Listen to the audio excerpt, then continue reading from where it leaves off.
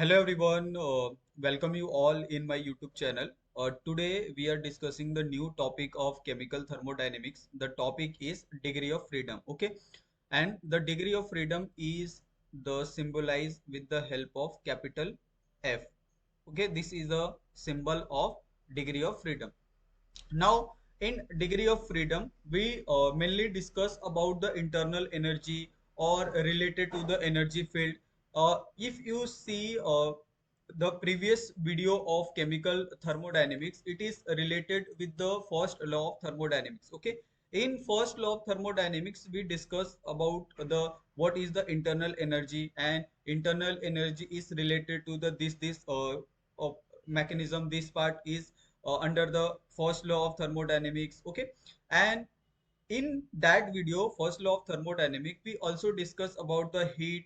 We also discuss about the heat capacity.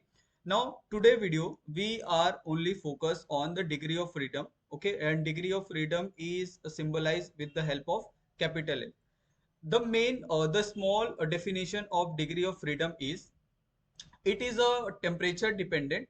Okay, the small definition of degree of freedom is those energy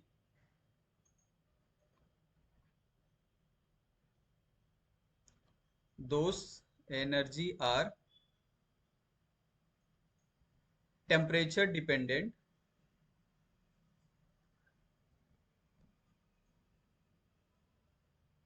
They can give the value of degree of freedom. Okay, now what is the meaning of temperature dependent, and which energy are temperature dependent? Okay, we already know, if we write the formula for the internal energy. Internal energy are the sum of various energy like kinetic energy, okay, potential energy, and nuclear energy also you can see in, and one more is rotational energy, okay, plus vibrational energy.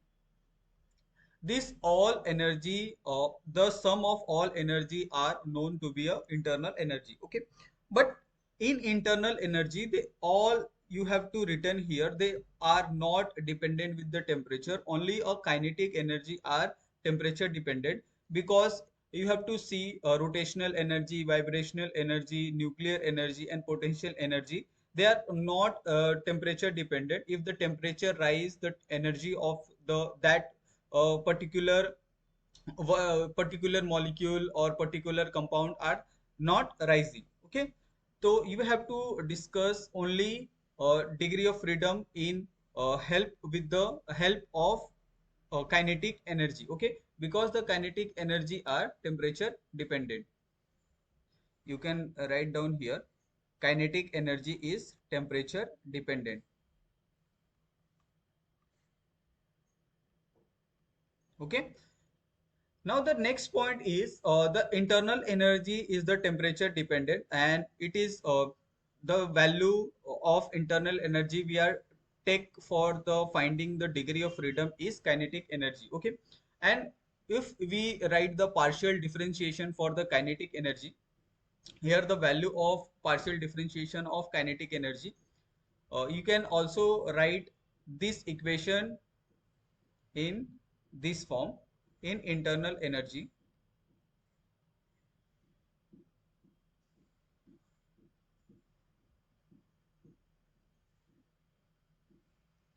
kinetic energy is temperature dependent. Okay,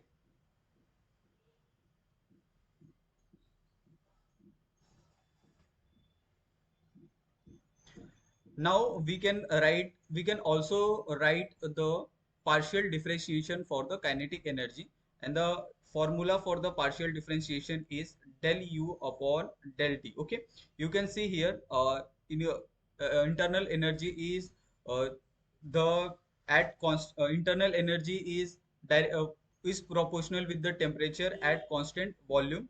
Okay, and d del upon del t, you have to write in place of internal energy is kinetic energy. Okay, at constant volume. If you calculate the value of temperature dependent ut, okay, you can also calculate del u is equal to internal energy at constant temperature plus u naught. Okay, what is the value of ut? Ut is nothing but the temperature dependent internal energy, temperature dependent, and u naught is the at rest point. Okay,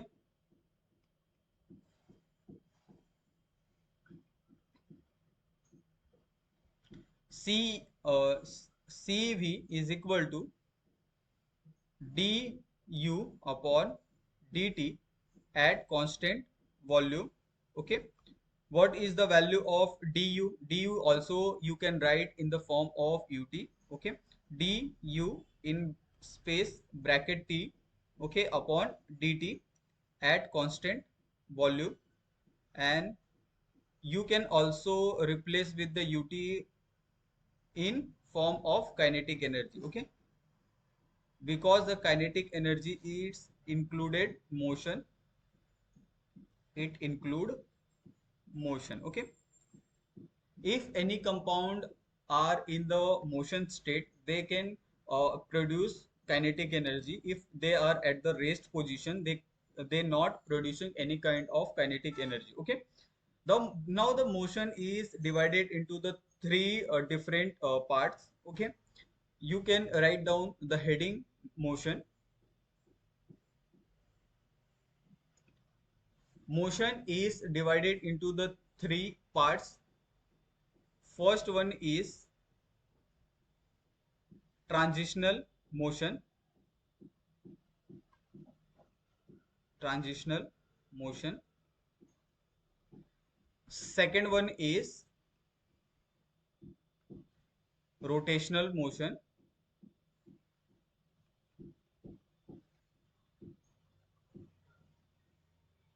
And third one is vibrational motion.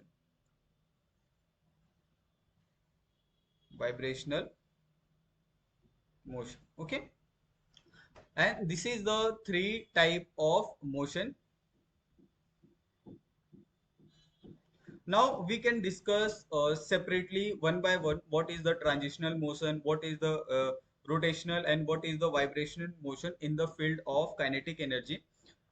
If you write down the value of kinetic energy, the formula of kinetic energy is half mv square. Okay, if you consider transitional motion will be the x, rotational motion will be the y, and vibrational motion will be the z. Okay, you can also write down kinetic energy is equal to half mv square for x plus half mv square plus y plus half mv square plus y. Okay, z.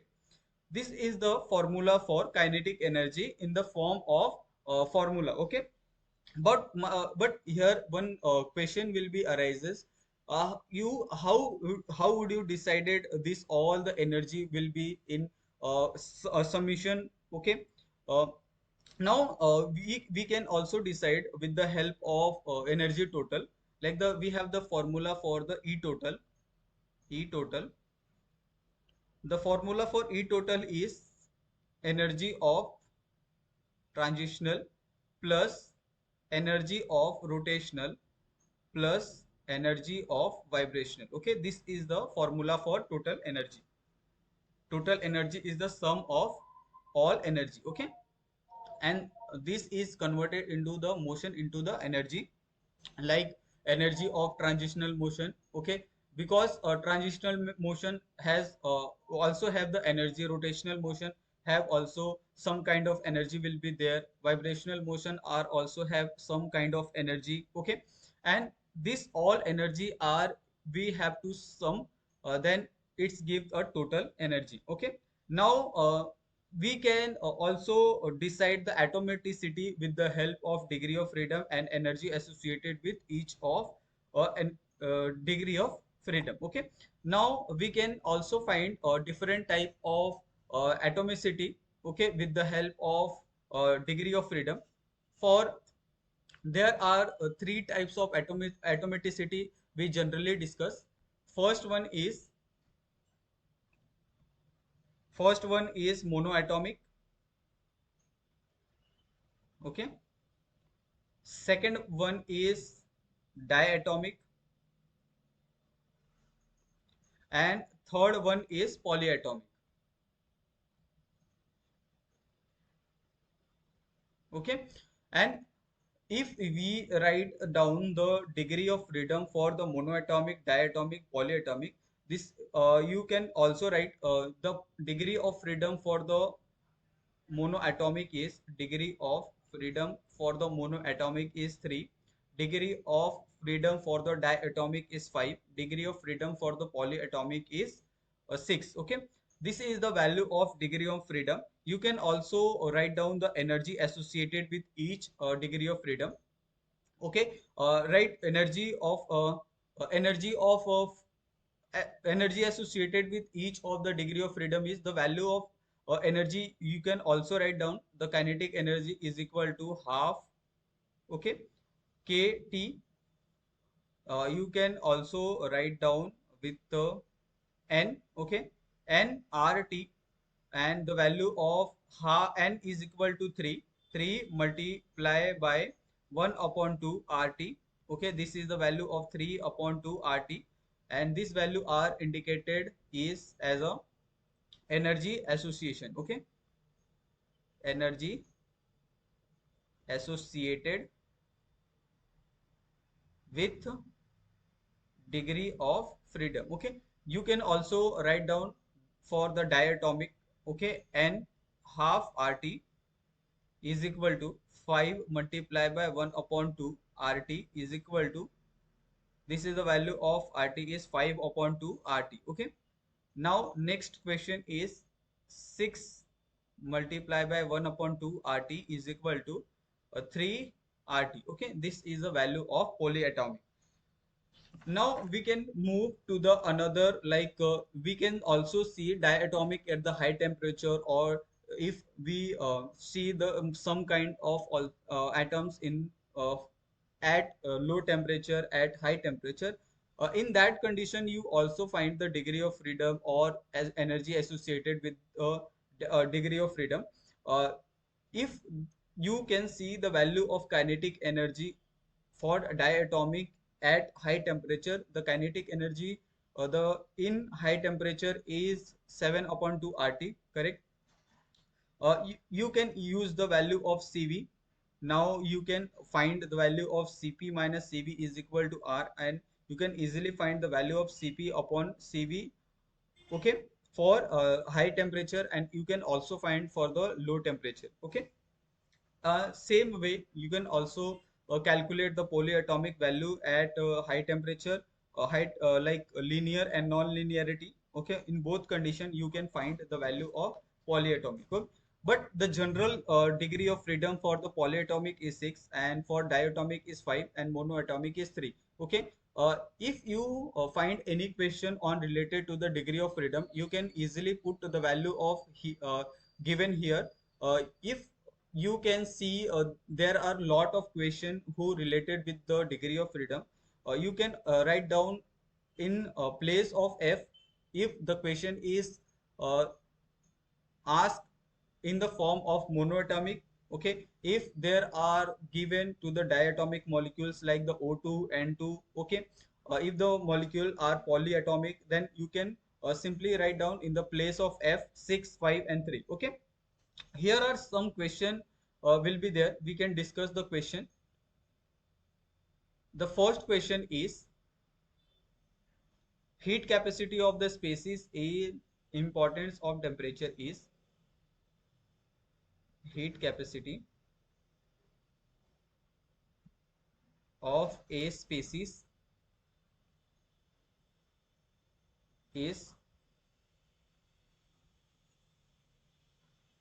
independent of temperature. Okay, here the option will be, option number one is the tetraatomic. Second option will be the triatomic. Okay, and third option is diatomic. Okay, and fourth option will be monoatomic. Here you can see that the simply ask the heat capacity of species is independent of temperature. Okay, which one of these atomicity is independent with the temperature?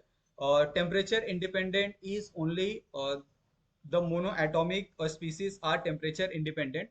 Rest of all like diatomic, triatomic, and tetraatomic, they can also find in the low temperature, high temperature.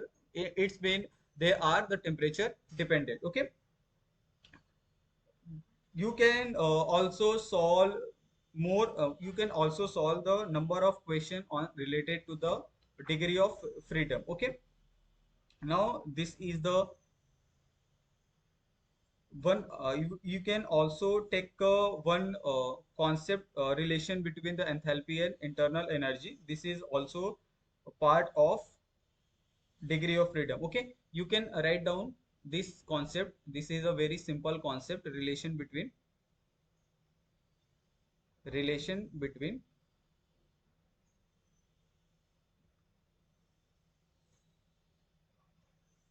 enthalpy and